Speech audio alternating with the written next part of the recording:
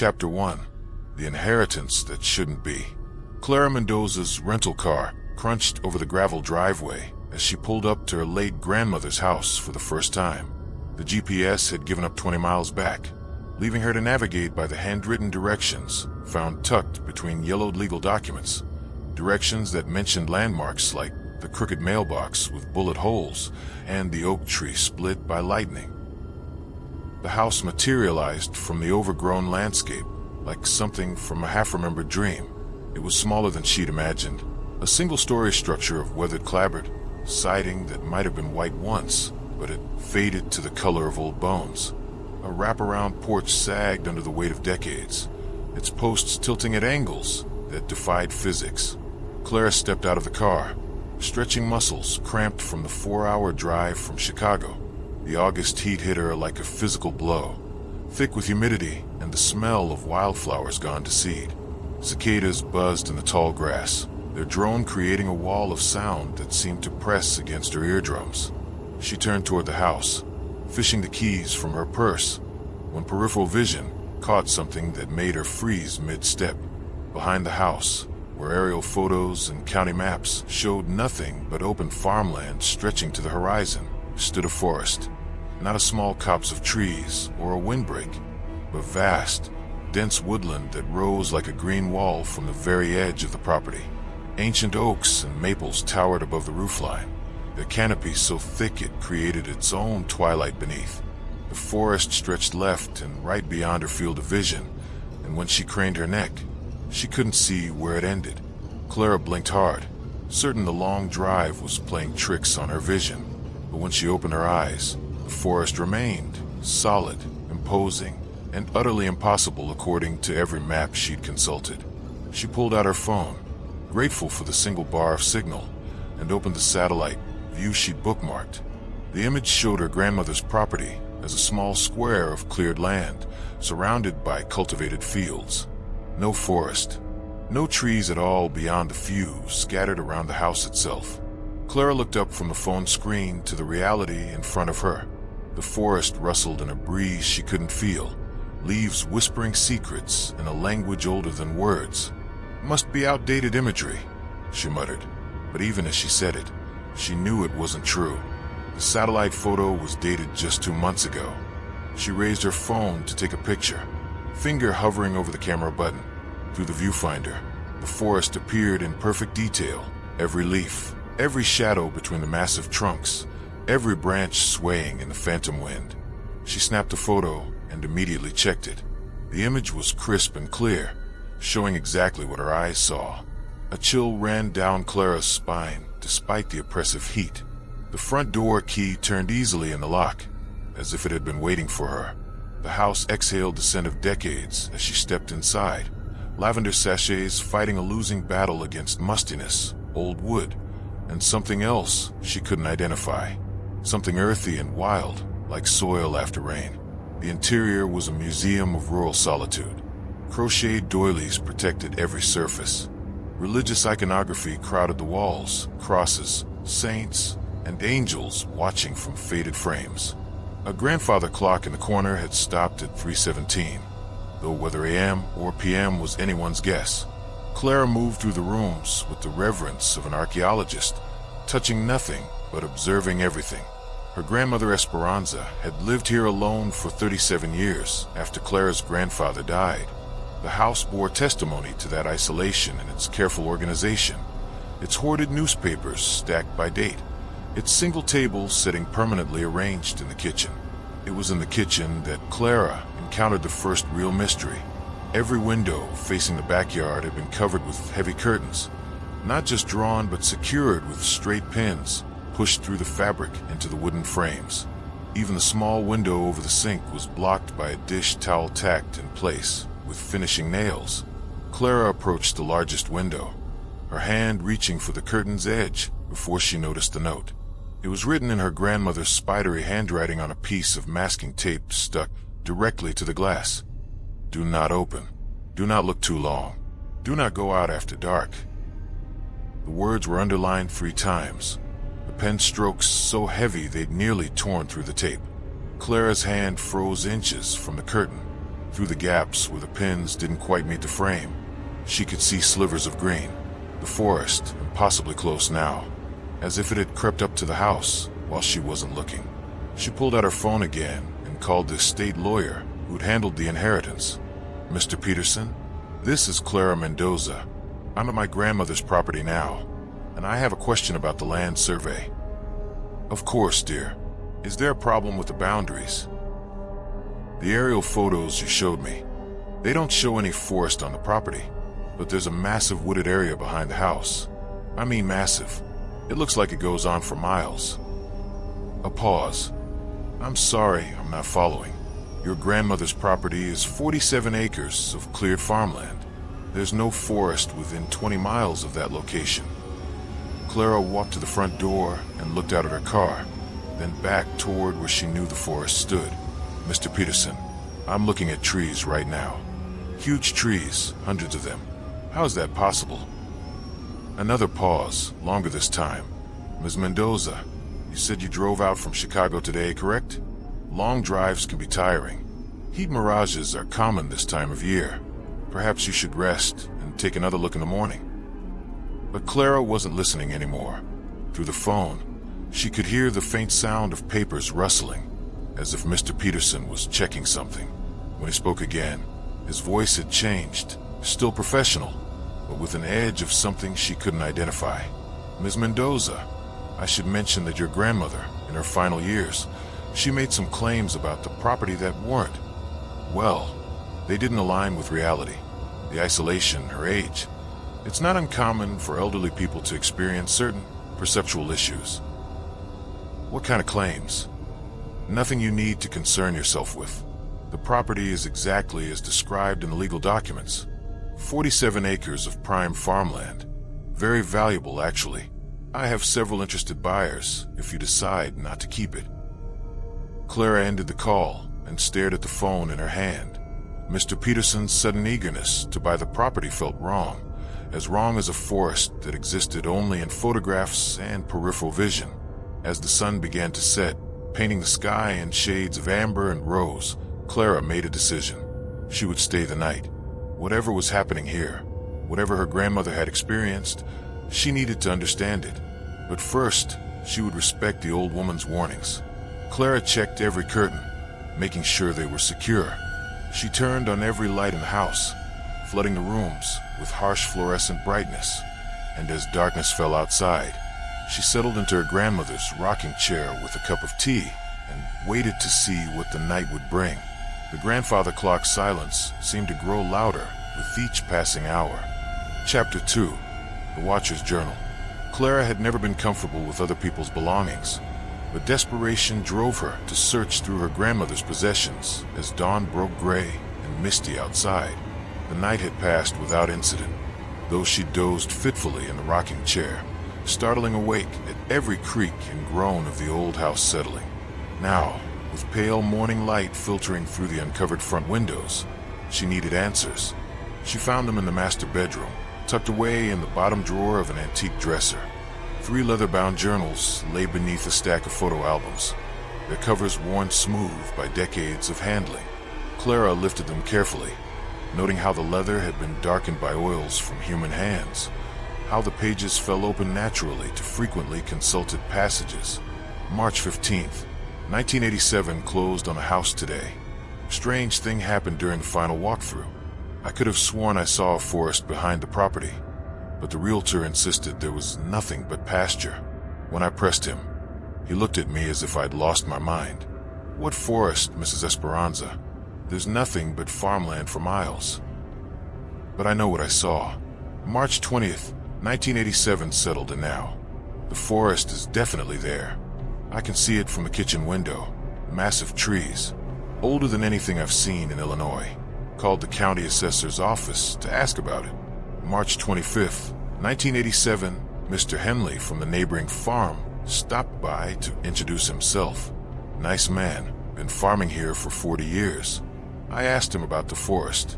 He stared at me for a long moment, then asked if I was feeling all right. "There's no forest, ma'am. Just corn and soybeans far as the eye can see." He invited me to climb up on his combine harvester to get a better view. I declined. Every neighbor, every official, every visitor saw only empty farmland where Esperanza saw an ancient forest. No cataracts, no macular degeneration, no explanation for hallucinations. He suggested I speak to someone about stress. The patronizing tone in his voice made my blood boil. I am not crazy. The forest is real. June 10th, 1987, I've stopped mentioning it to people. They look at me with that particular combination of pity and concern that people reserve for the mentally ill. But I watch it every day, and it watches back. Yes, watches. I'm convinced now that there's something aware in those depths, something that notices when I stand at the window. Clara felt a chill despite the warming morning air. She flipped ahead, looking for entries that might explain the warnings taped to the windows. October 31st, 1989, Halloween night, and something came out of the forest. I was washing dishes after dinner when I heard scratching at the back door. Not like a dog or a raccoon. The sounds were too deliberate, too purposeful. When I peered through the curtain, I saw shapes moving in the moonlight. Not human shapes. They were tall and thin, moving with a fluid grace that reminded me of dancers, but wrong somehow. Their limbs were too long, their movements too smooth. In the morning, I found marks in the soil near the back porch. Not footprints exactly, but depressions in the earth arranged in patterns I couldn't understand. Each one was the size of a dinner plate and perfectly circular. Clara's hands trembled as she turned the pages. The entries grew stranger and more detailed over the years, documenting interactions with beings her grandmother called the Watchers.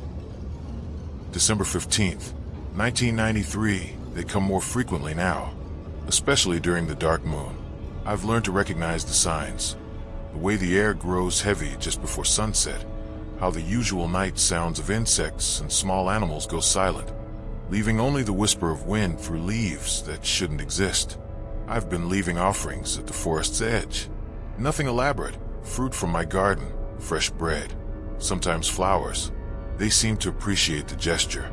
The scratching at the doors has stopped, and they maintain a respectful distance from the house now. January 8th, 1994, breakthrough today. I was watching from the kitchen window when one of them approached the offerings I'd left. It moved into a shaft of moonlight, and I got my first clear look. It stood perhaps 7 feet tall, humanoid but elongated, as if someone had stretched a person until they were too thin, too tall. Its skin was pale gray, almost luminescent in the moonlight. The face was the most disturbing part. Not ugly or frightening, but simply wrong. Too narrow, with eyes that caught the light like an animal's. It examined the apples I'd left, then looked directly at my window. We stared at each other for what felt like hours, but was probably only seconds. Then it nodded, actually nodded, like a person acknowledging another person, and melted back into the shadows between the trees. I think it knew I was watching. I think it wanted me to see. Clara set the journal down and walked to the kitchen window, her heart pounding. Behind the secured curtains, the forest waited in the growing daylight. She thought about her grandmother, alone in this house for decades, maintaining some impossible relationship with beings that shouldn't exist. The second journal contained maps. Hand-drawn diagrams filled page after page, showing trails that wound through the forest in patterns that hurt Clara's eyes to follow. Some paths seemed to loop back on themselves. Others ended abruptly with notes like, "Don't go here," or "Turn back. Something wrong with the light." May 22nd, 1998, the trails change. I've been mapping them for 11 years now, and I'm certain they rearranged themselves. The path that led to the heart-shaped clearing last month now terminates at a steep ravine that definitely wasn't there before. It's as if the forest is alive, reshaping itself according to rules I can't understand. August 1st, 2001, found something disturbing today. While following the Eastern Trail, which used to be the Western Trail, they definitely switched positions. I came across personal belongings scattered in a small clearing. A wallet with a driver's license from 1976, a pair of glasses, a woman's wedding ring still bright with polish. The license belonged to Margaret Chen from Springfield. I looked her up when I got home. She was reported missing in 1976 while hiking in the Shawnee National Forest, 300 miles from here. How did her things end up in my impossible forest? Clara flipped through more maps, more lists of rules her grandmother had developed over the years. Never enter after sunset, never follow the lights. If you see them moving, never respond. If you hear familiar voices calling from deep in the woods, leave monthly offerings. They prefer fresh fruit if you see one of them clearly. Acknowledge it, but don't approach. Trust your instincts. If something feels wrong, leave immediately. The third journal was different. The handwriting was shakier here, the entries shorter and more urgent. This was the record of an old woman who knew her time was running out. September 15th, 2019. My arthritis is getting worse. Some mornings I can barely hold a pen, but the watchers remain, patient as stones. They know I'm weakening. I see more of them now, gathered at the forest's edge like a congregation waiting for service to begin. October 3rd, 2019. Called Clara today. She's doing well in Chicago. Finished her biology degree, working for that environmental consulting firm. Smart girl, always asking questions.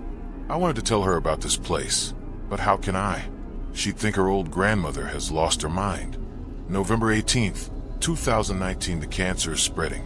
Dr. Riley gives me maybe 3 months. I need to make arrangements. The house will go to Clara.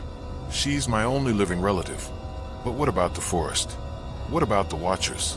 They've been here far longer than I have, and they'll be here long after I'm gone. I pray Clara has the strength to handle what I'm leaving her. December 30th, 2019. Last entry. I can feel them out there, closer than they've ever been. They know change is coming.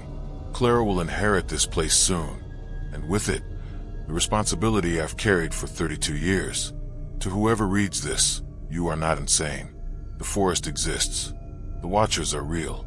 I don't know what they want or where they came from, but I know they're connected to this place in ways that go deeper than property lines or survey maps. Be careful, be respectful, and whatever you do, never let them know you're afraid. Clara closed the journal with shaking hands. Outside, the morning sun was climbing higher, and she could hear birds singing in the distance, normal birds, making normal sounds that belong to the daylight world. But underneath those familiar sounds, almost too faint to hear, came another sound, the whisper of wind through leaves, carrying with it the suggestion of voices speaking in a language she didn't recognize. The forest was calling to her. Chapter 3, First Contact. Clara spent the morning reading and rereading her grandmother's journals, searching for some rational explanation that her scientific mind could accept. Mass hallucination, shared psychosis, some kind of environmental factor that caused consistent visual and auditory distortions in people who spent too much time alone in this isolated location. But every theory crumbled against the evidence of her own senses. The forest was there. She could photograph it, could see birds flying between its branches, could smell the rich earth and decomposing leaves carried on the wind. It cast shadows on the ground and rustled with authentic forest sounds. By noon, her academic training finally overcame her fear. If she was going to understand this phenomenon, she needed data. She needed to observe and document, not cower behind curtains like a frightened child. Clara found her grandmother's camera equipment in the hall closet, an old 35mm Canon and several lenses, along with notebooks for field observations. She loaded a roll of film, checked the camera's settings, and prepared to do what any good researcher would do: investigate.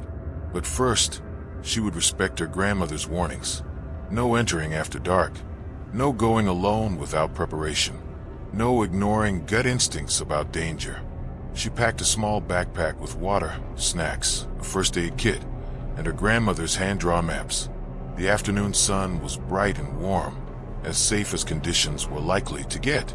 Clara stood at the kitchen window for several minutes, studying the forest's edge through gaps in the curtains. The treeline looked innocent enough in daylight, ancient oaks and maples creating a natural boundary between cultivated and wild space. She could see the mouth of what appeared to be a well-traveled trail, marked by her grandmother's maps as safe path, daylight only.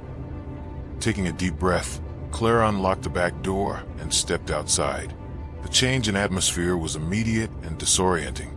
The moment she crossed the threshold, the sounds of the normal world, distant traffic, farm machinery, airplane engines, faded to nothing. The air grew cooler and more humid, carrying scents of moss and rich soil and growing things. Even the quality of light seemed different, softer and more green-tinged, as if she'd stepped into an underwater world. Clara walked slowly across the backyard, camera ready, documenting everything. The grass grew taller as she approached the forest, eventually reaching her waist and filled with wildflowers she didn't recognize. Butterflies with unusual wing patterns fluttered between the blossoms, species that looked almost familiar but not quite right, like memories of butterflies rather than the real thing. At the forest's edge, she paused to examine the trees themselves. The trunks were massive, far older than anything she'd encountered in Illinois. Some were easily 6 feet in diameter, their bark deeply furrowed with age. But when she looked up into the canopy, trying to estimate their height, she found herself growing dizzy. The trees seemed to extend upward beyond reasonable limits, disappearing into a green twilight that her eyes couldn't quite penetrate. The trail entrance was marked by 2 particularly large oaks that formed a natural archway. Someone, presumably her grandmother, had hung small offerings from their lower branches. Wind chimes made of polished stones, braided grass twisted into intricate patterns, small cloth bags that smelled of herbs and flowers. Clara consulted the map and started down the path. The forest closed around her like a living thing.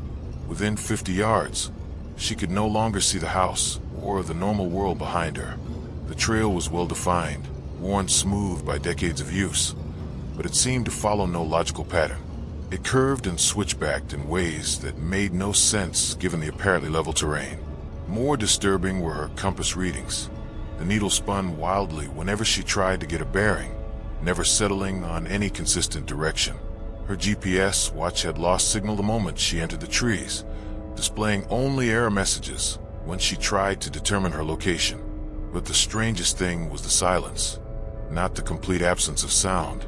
She could hear her own footsteps, her breathing, the rustle of leaves overhead, but the sound seemed muffled and directionless, as if the forest absorbed noise rather than allowing it to echo naturally. When she tried calling out hello to test the acoustics, her voice died just a few feet from her mouth, swallowed by the green silence. After 20 minutes of walking, Clara reached the first landmark on her grandmother's map. A small clearing marked Rest Stop, usually safe. It was exactly as drawn, a roughly circular space where the trees opened up enough to let in patches of sunlight. A fallen log provided natural seating, and someone had arranged stones in a neat fire circle, though Clara saw no evidence of recent use. She sat on the log and consulted the map again.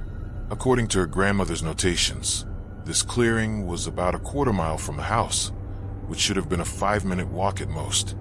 Biologist, Clara confirmed. I'm trying to understand some things about the property, and I was hoping you might be able to help me. You knew my grandmother pretty well.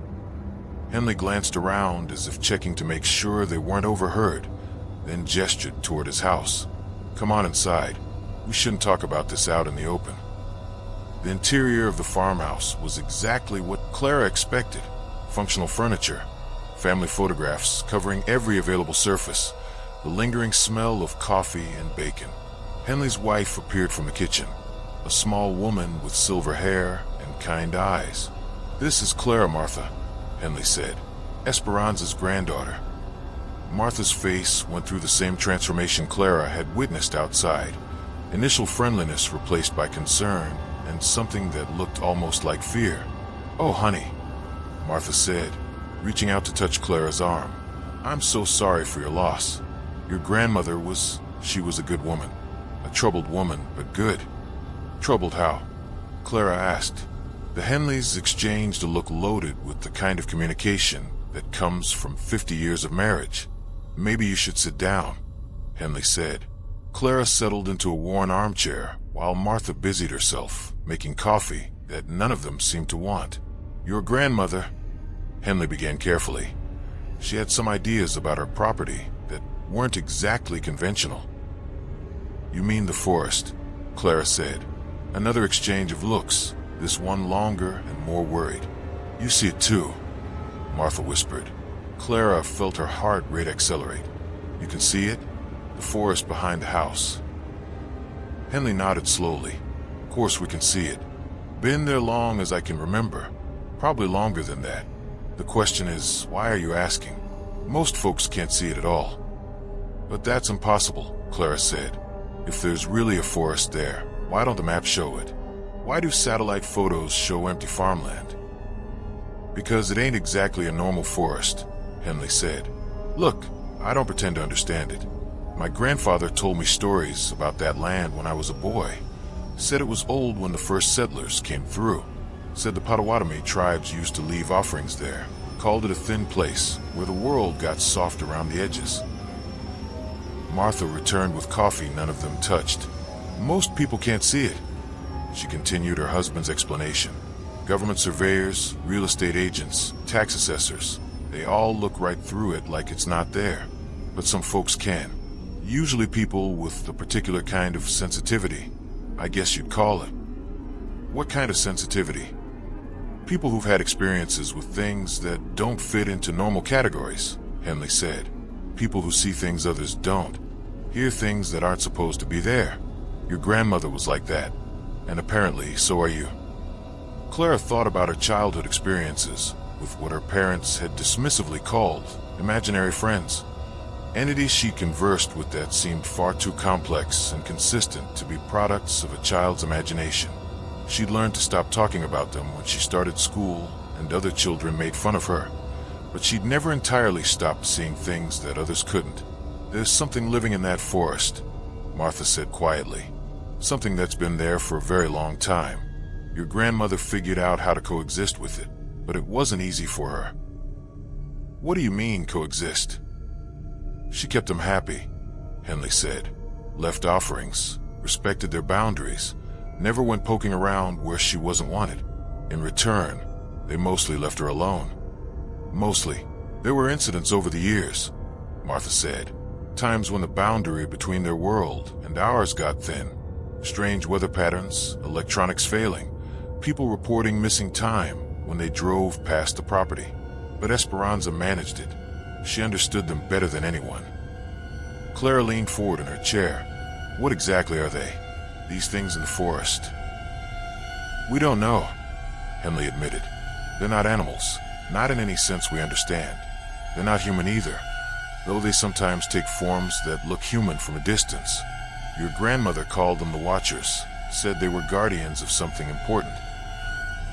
Guardians of what? The boundary itself, Martha said. She believed that forest exists in the spaces between normal reality, and that something is necessary to keep it stable. A chill ran down Clara's spine, spreading. Think about it, Henley said. What if that forest decided to exist on the maps? What if it started showing up in satellite photos, in government surveys? What if it began expanding beyond the current boundaries? Clara hadn't considered that possibility, but now that it was voiced, it terrified her. A forest that suddenly decided to be visible to everyone, that began growing beyond its current limits, could cause massive disruption to the surrounding agricultural area. Your grandmother spent 32 years keeping that from happening, Martha said. She was the guardian, the go-between. She kept them content and kept them contained. And now that she's gone, now it's your responsibility, Henley said simply. Like it or not, you're connected to that place now. The property deed doesn't just transfer ownership of the land, it transfers the obligations that come with it. Clara felt the weight of inheritance settling on her shoulders like a lead blanket. What if I just sold the property? Let someone else deal with it. You could try, Henley said, but I don't think they'd let you. And even if they did, the next owner might not be someone who can see the forest at all. Might be someone who'd try to develop the land, bring in heavy machinery, disrupt the balance your grandmother spent decades maintaining. The implications were staggering. Clara had inherited not just a house and 47 acres, but responsibility for maintaining some kind of supernatural ecosystem that existed in the gaps between normal reality. How do I learn what I need to know? She asked. Start with your grandmother's journals, Martha suggested. All of them. not just the ones you've found so far. She was meticulous about documentation. And be patient. It took her years to understand the patterns, the rules, the relationships. Most importantly, Henley said, his voice taking on a tone of absolute seriousness, never try to fight them or drive them away. They were here first, and they'll be here long after we're gone. Respect them, learn from them, but never forget that you're a guest in their domain. Clara left the Henley farm with more questions than answers, but at least now she knew she wasn't alone in her experience. The forest was real, the Watchers were real, and somehow she'd inherited responsibility for managing a relationship between two incompatible versions of reality. As she drove back to her grandmother's house, she noticed something that made her pull over and stare. In the rearview mirror, the forest behind the property was clearly visible, towering above the roofline like a green mountain. But when she turned around to look directly at it, focusing her attention on that specific location, the trees seemed to shimmer and fade, becoming translucent and uncertain. The forest existed most clearly when she wasn't trying to see it. That afternoon, Clara searched the house more thoroughly, looking for additional journals or documentation her grandmother might have left. In the basement, behind boxes of Christmas decorations and forgotten furniture, she found a metal filing cabinet that had been painted to blend with the concrete wall. The cabinet contained 32 years of meticulous records, not just the personal journals Clara had already read, but scientific observations, weather logs, behavioral studies, and detailed maps that showed how the forest's internal geography changed over time. Her grandmother had approached the mystery with the same methodical precision Clara used in her own biological research. One folder was labeled Contact Protocols and contained what amounted to a diplomatic handbook for interacting with non-human entities. Rules for making offerings, guidelines for interpreting their communications, emergency procedures for dealing with aggressive encounters. Another folder, marked Boundary Maintenance, detailed the seasonal rituals and ongoing care required to keep the forest stable and contained. Monthly offerings of fresh fruit and flowers, quarterly ceremonies involving candles and spoken words in a language Clara didn't recognize, annual major observances that required specific preparations and materials. But it was the final folder that took Clara's breath away. It was labeled simply Clara and contained documentation going back 25 years, newspaper clippings about her academic achievements, copies of her published research papers, detailed notes about her personality traits and capabilities. Her grandmother had been preparing for this transition for decades. At the bottom of the file was a sealed envelope with Clara's name written across it in her grandmother's careful script. Inside was a letter dated just 2 weeks before Esperanza's death. My dearest Clara, if you are reading this, then I am gone and the responsibility has passed to you. I know this is not a burden you asked for, and I am sorry that choice has been taken from you. But the Watchers chose you long before I did. They have been aware of you since childhood, waiting patiently for you to grow into someone capable of understanding their needs. You may be tempted to approach this situation as a scientific problem to be solved, but remember that science itself is simply another way of understanding relationships between complex systems. The Watchers represent a system that operates by rules different from, but not necessarily incompatible with, our physical reality. They are not hostile, but they are alien in ways that make communication challenging. They think in time scales measured in centuries. They perceive reality as a fluid thing that can be shaped through will and intention. They value stability above all else, which is why they need a human guardian to help them maintain their boundaries. The forest is both their home and their prison. They cannot leave it, but they also cannot let it be destroyed or significantly altered. They have been trapped between worlds for so long that they have forgotten which world they originally came from. Be patient with them. Be patient with yourself. And remember that some mysteries exist not to be solved, but to be lived with. Asterisk all my love, Grandmama Esperanza. P.S. The Watchers prefer offerings left at the large oak tree with the heart-shaped hollow in its trunk. You will know it when you see it. Clara folded the letter carefully and sat in the basement silence, feeling the weight of inherited obligation settling around her like a coat that didn't quite fit but couldn't be removed. Outside, evening was approaching, and she could hear the forest beginning to stir, leaves rustling without wind, branches creaking in patterns that sounded almost like conversation. The watchers were preparing for their nightly activities, emerging from whatever dimensions they occupied during daylight hours.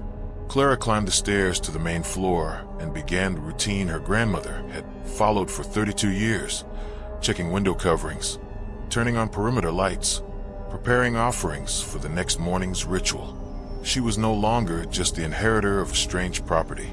She was the guardian of a boundary between worlds, protector of a secret that existed in the spaces between maps and reality. And somewhere in the impossible forest behind the house, ancient entities were waiting to see what kind of guardian she would become. Chapter 5. The Heart of the Woods. Clara's first week as guardian passed in a blur of ritual and research. She followed her grandmother's protocols precisely.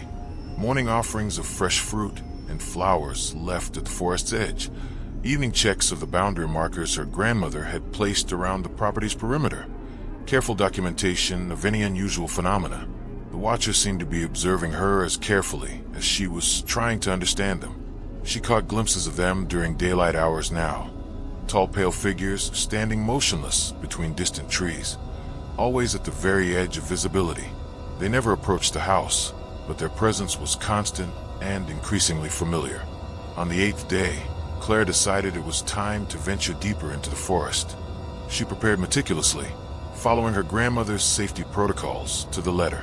She left detailed notes about her intended route, packed emergency supplies, including a first aid kit and emergency beacon, though she doubted it would work inside the forest, and scheduled her departure for mid-morning when the light was strongest. Most importantly, she brought offerings. According to her grandmother's notes, the watchers appreciated gestures of respect and reciprocity. Clara packed a variety of items: fresh apples from the tree in the front yard, wildflowers gathered from the edge of the property, a small loaf of bread she'd baked that morning, and a bottle of spring water. The forest accepted her differently this time. Where her first exploration had felt like trespassing, now there was a sense of cautious welcome. The air was still dense and humid. The light still filtered through an impossible canopy, but the oppressive weight of being watched had lifted slightly. Clara followed the main trail for 40 minutes, using her grandmother's most detailed map to navigate toward a location marked Sacred Grove. Approach with extreme caution. The path seemed more cooperative today. Fewer impossible turns and fewer sections where distance stretched beyond normal parameters. She found the grove exactly where the map indicated it should be. It was the most beautiful and disturbing place Clara had ever seen. A perfect circle of ancient oaks surrounded a clearing where the normal rules of botany seemed suspended. Flowers bloomed that belonged to different seasons and different continents. Tropical orchids growing beside Arctic lupins. Desert roses sharing soil with woodland violets.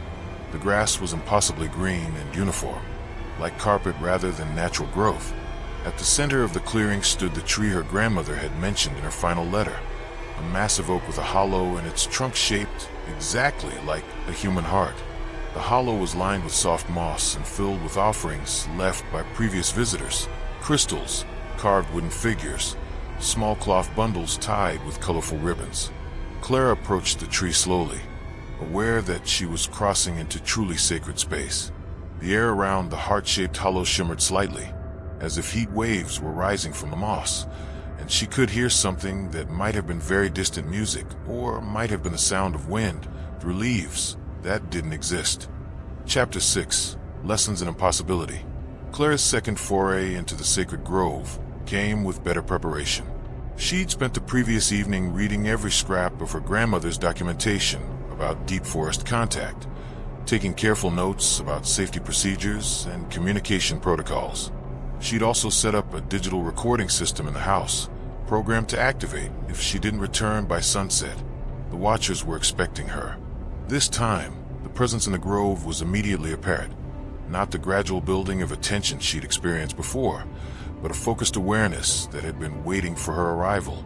The heart-shaped hollow in the great oak seemed to pulse with soft bioluminescence, and the air around it moved in patterns that suggested controlled rather than natural circulation. Guardian Clara returns as promised. The voice spoke directly into her mind. We will begin instruction in boundary maintenance. But first, understanding questions must be answered.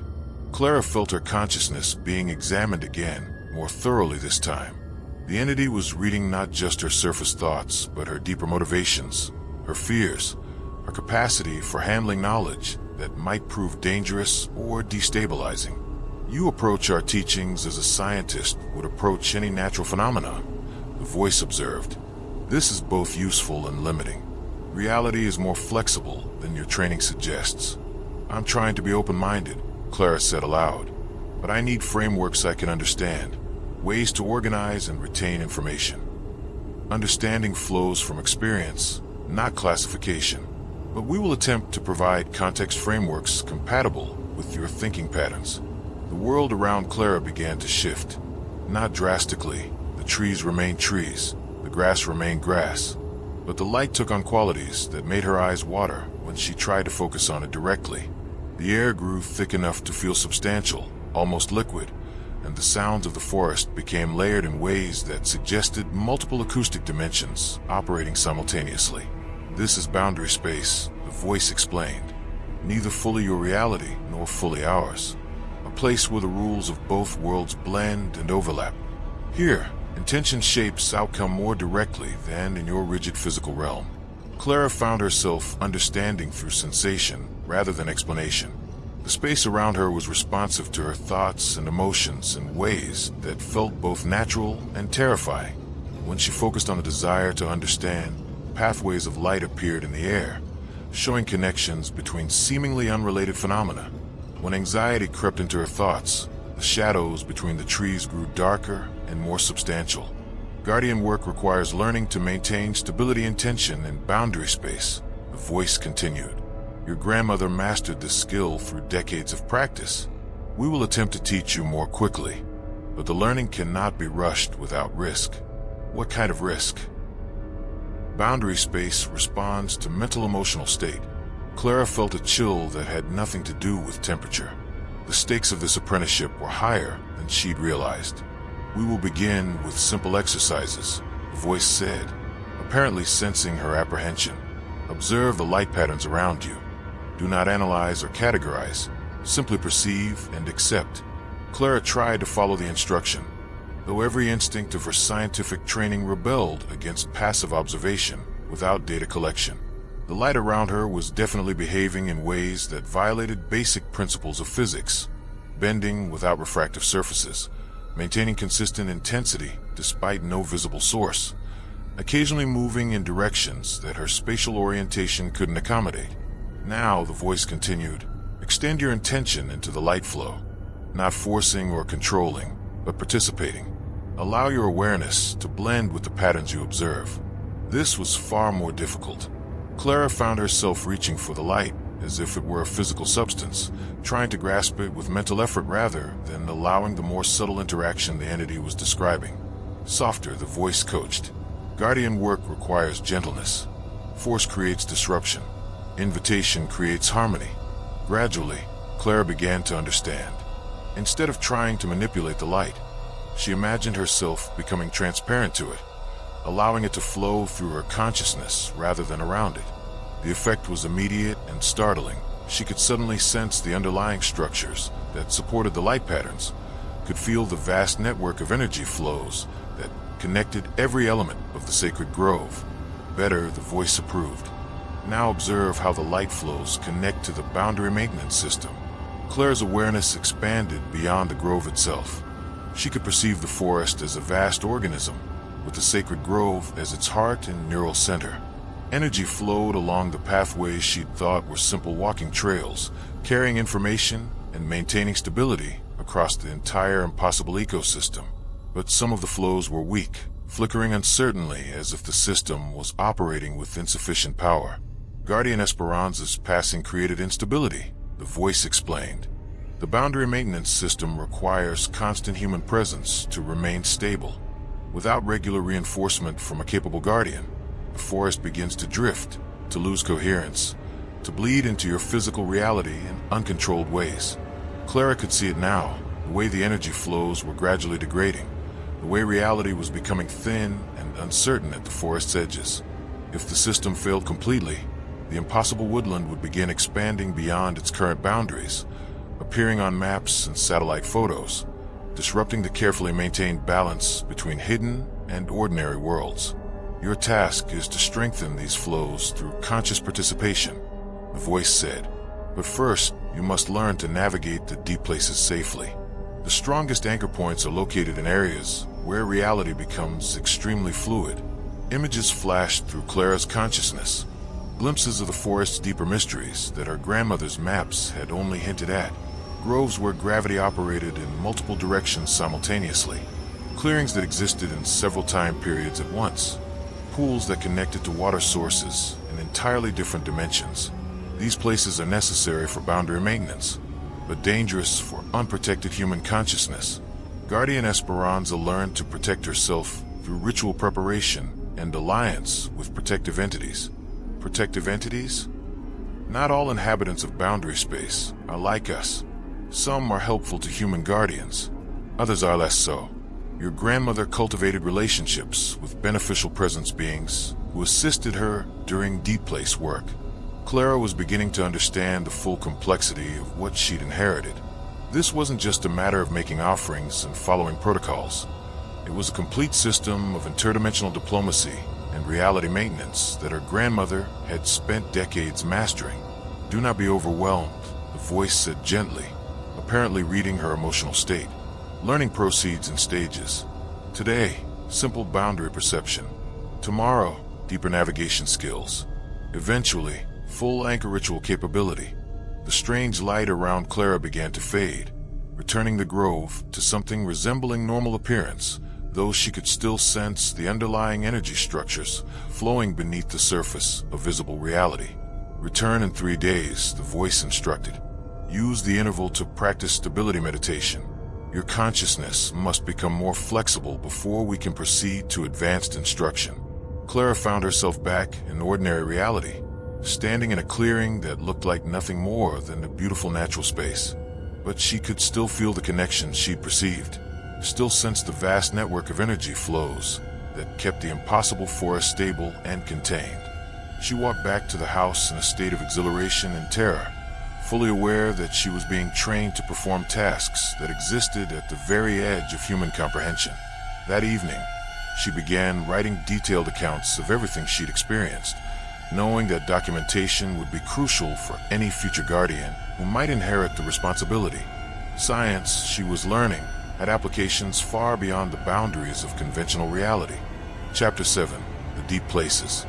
3 days of meditation had left Clara feeling like a tuning fork that had been struck and was still vibrating. Following her grandmother's notes, she'd practiced the mental disciplines necessary for safe travel in boundary space, learning to maintain awareness without grasping, to observe without analyzing, to remain centered while reality shifted around her. The exercises felt like learning to breathe underwater. When she returned to the sacred grove, the Watchers were ready to take her deeper into the forest than any human had gone except her grandmother. Today we visit the anchor points, the entity's voice explained as Clara placed fresh offerings in the heart-shaped hollow. The places where reality becomes most fluid and where guardian presence is most necessary. You must learn to recognize them, to navigate them safely, and eventually to perform the rituals that maintain their stability. The grove around Clara began to shift in ways that made her previous experiences seem gentle by comparison. The air thickened until it felt almost solid. The light took on colors that had no names, and the ground beneath her feet became uncertain, not disappearing, but losing its commitment to remaining horizontal. Follow, the voice instructed, and Clara found herself walking on paths that definitely hadn't been there moments before. The deeper forest was a maze of impossible geometries. Trees grew in spirals that her eyes couldn't properly track. Clearings opened onto other clearings that existed in entirely different seasons, complete with snow falling upward or flowers blooming in geometric patterns that suggested conscious design rather than natural growth. Clara's training in spatial navigation became useless within the first 10 minutes. Her compass spun wildly when she tried to check it. Her GPS watch displayed error messages in languages she didn't recognize, and her sense of direction became completely unreliable when paths began leading upward through solid ground or downward through empty air. Do not trust physical senses in deep places, the voice advised. Follow the energy flows you learn to perceive. They will guide you more reliably than sight or compass direction. Clara tried to focus on the network of light patterns she'd glimpsed during her previous visit. It was still there, more complex and three-dimensional than she'd realized, but it provided a kind of navigation system for areas where normal space-time had become negotiable. They passed through several increasingly strange environments. A grove where all the trees were identical copies of the same oak, extending infinitely in every direction until Clara couldn't tell which was the original. The air here whispered with voices speaking in mathematical equations, and the ground was covered with symbols that rearranged themselves when she wasn't looking directly at them. First anchor point, the voice explained, maintains consistency of form across multiple dimensional layers. Without regular reinforcement, the copying pattern begins to spread beyond the forest boundaries, a clearing where time moved in visible currents. Clara could see her own past and future selves walking the same path at different temporal coordinates. Dozens of versions of herself learning the same lessons, making the same discoveries, inheriting the same impossible responsibility. Some versions looked confident and capable. Others seemed lost and frightened. Second anchor point, temporal stability maintenance. Very dangerous for human consciousness without proper preparation. Guardian Esperanza always performed special protective rituals before entering this space. A pool of water that wasn't exactly water. Too clear, too reflective, too responsive to thought and emotion. When Clara looked into it, she saw not her reflection, but glimpses of entirely different realities.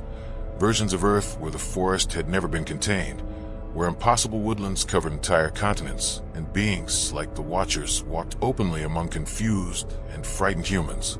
Third anchor point, probability stabilization, shows potential futures if boundary maintenance fails. This is why Guardian work is necessary, to prevent chaos expansion into your orderly reality. Each anchor point was more alien and more disturbing than the last.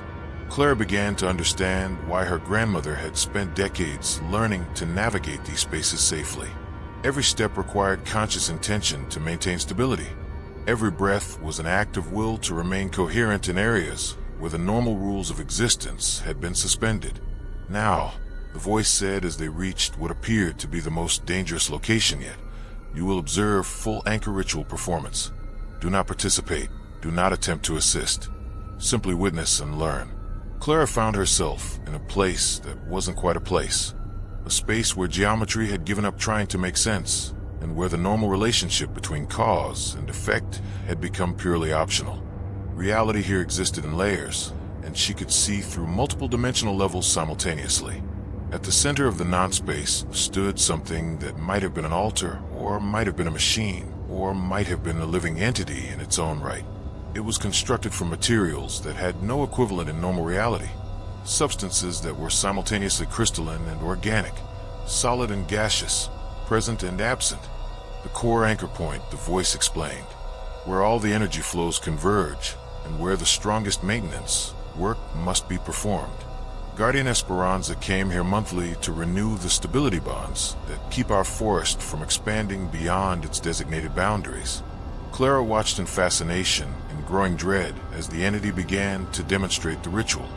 It involved a complex interaction between conscious intention, precise movements that seemed to follow mathematical rather than physical principles, and the manipulation of energy flows using tools that existed only in boundary space. The process was beautiful and terrifying in equal measure. As the ritual progressed, Clara could see the forest's entire dimensional structure reorganizing itself, strengthening and stabilizing in ways that would keep it invisible to satellite cameras and GPS surveys for another month. But she could also see what would happen if the ritual failed or was performed incorrectly. The forest would begin expanding exponentially, appearing on maps and aerial photographs, disrupting agricultural land, confusing government officials, and eventually growing large enough to attract scientific investigation that would reveal truths the world wasn't ready to understand.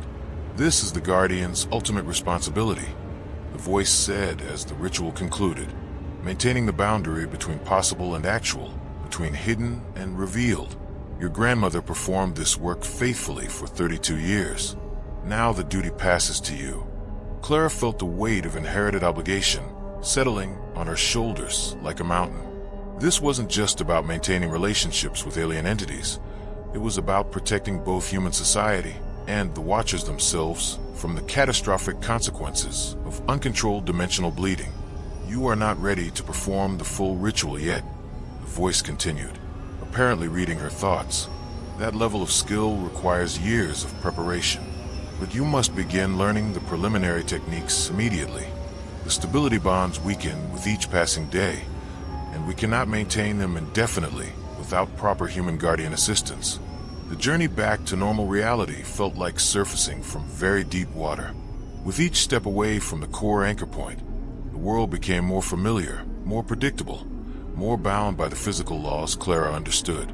But she could still sense the vast network of energy flows beneath the surface of apparent normalcy.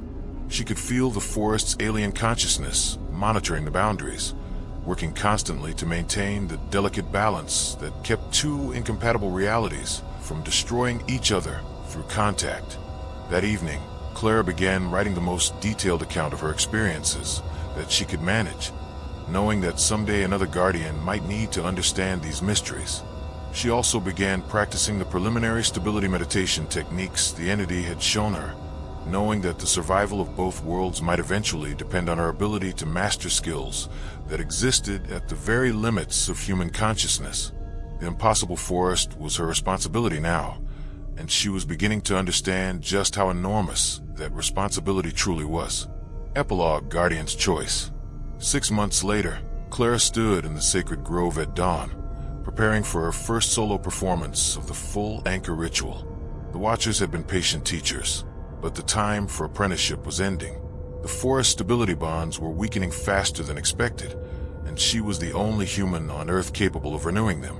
Her grandmother's journals now included Clara's own detailed observations, filling in gaps that 32 years of solitary guardianship had left incomplete. She'd mapped regions of the forest that Esperanza had never explored, documented entity types that had never before interacted with humans, and developed new techniques for maintaining stability in boundary space. More importantly, she'd found peace with her inherited role. The scientific career she planned in Chicago seemed increasingly irrelevant compared to the work she was doing here.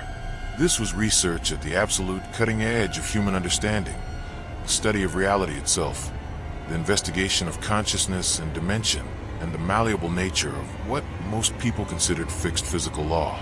She'd also found unexpected satisfaction in the guardian role itself. The Watchers had become not just research subjects, but something approaching friends, entities whose alien perspective had taught her to see her own reality in entirely new ways. The forest had become home in ways her Chicago apartment never had, a place where she felt connected to forces larger and more ancient than human civilization. The ritual tools materialized in her hands as she reached the core anchor point, instruments that existed only in boundary space, responsive to trained consciousness rather than physical manipulation. Clara began the complex sequence of movements and intentions that would stabilize the dimensional barriers for another month. As she worked, she became aware of something new in the forest's energy patterns. Not disturbance or instability, but something that felt like anticipation. The Watchers were gathered at the edges of her awareness, observing not just the ritual, but her performance of it with an attention that suggested evaluation. Guardian Clara, a familiar voice spoke in her mind as she completed the final sequence. You have learned well. The stability bonds are strong, stronger than they have been since Guardian Esperanza's early years. The forest is secure. Clara felt satisfaction at the approval, but also curiosity about the continued attention focused on her. There's more, the voice continued. Deeper mysteries that Guardian Esperanza never learned, capabilities we did not teach her because her human consciousness was not quite compatible with advanced techniques. But you think in patterns that allow for greater integration with boundary reality. New images flooded Clara's awareness, glimpses of possibilities she hadn't imagined. Not just maintaining the current forest, but understanding the vast network of similar spaces that existed across the Earth. Not just preserving boundaries, but learning to navigate between dimensions with conscious intention. Not just guardian work, but full partnership with entities whose knowledge spanned geological ages. The choice is yours, the voice said. Remain as you are, maintaining current responsibilities with great skill, or accept deeper integration, greater capability, more extensive obligations. The path of advanced guardianship offers knowledge and abilities beyond human limits, but requires abandoning certain aspects of normal human existence. Clara considered the offer as morning light filtered through the impossible canopy above her. She thought about the life she'd planned, the career she'd intended, the normal human experiences she might be giving up. Then she thought about the discoveries waiting to be made, the mysteries that could be explored, the crucial work that needed to be done to maintain balance between realities. The choice, when she finally made it, felt inevitable. I accept, she said aloud and mentally. Teach me everything. The forest around her seemed to exhale in relief, and Clara felt herself changing in ways that went deeper than consciousness, deeper than biology, deeper than the normal boundaries of human existence. She was no longer just a guardian of an impossible forest. She was becoming something new entirely, something that could bridge the gap between worlds and protect the delicate balance that kept both reality stable and separate. Behind her grandmother's house, in a place that didn't exist on any map, the forest settled into a deeper silence, secure in the knowledge that its boundaries would be protected by someone who finally understood the true scope and importance of the guardian's role. Clara began her new existence by writing a letter to her replacement, whoever might inherit the property decades in the future when her own guardianship ended. The cycle would continue, as it had for centuries before human settlement reached this part of Illinois, as it would for centuries to come. Some responsibilities, she now understood, were too important to abandon, and some mysteries were too profound to exist without someone willing to dedicate their life to protecting them from a world that wasn't ready to understand. The end.